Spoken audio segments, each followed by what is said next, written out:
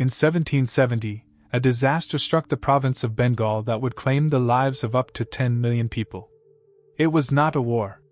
It was not a plague. It was a famine.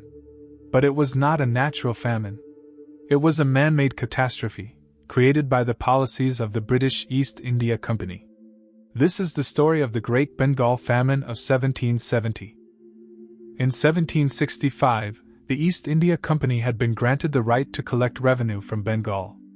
They imposed a new, crushing tax system that stripped the peasantry of their resources.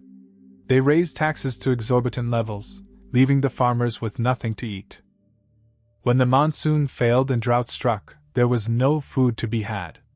The peasants had no grain stored away, their taxes had taken it all. The East India Company did nothing to help. They continued to collect taxes, even as the people starved. The famine began in 1769. By 1770 it had reached its peak.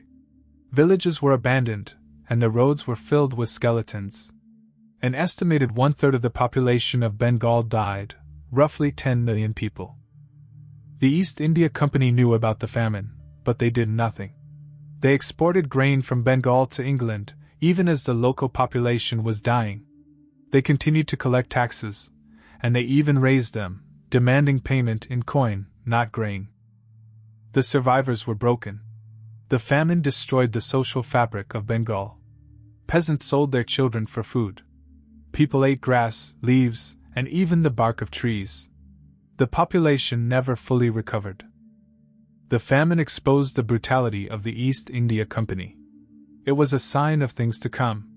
The British Raj would bring more famines, at least 11 major ones between 1770 and 1943, killing over 50 million people.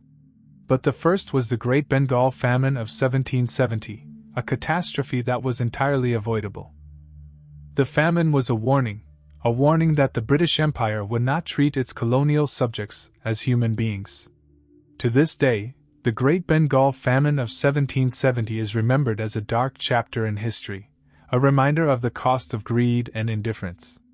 And the question remains, how could so many die, and the world do nothing?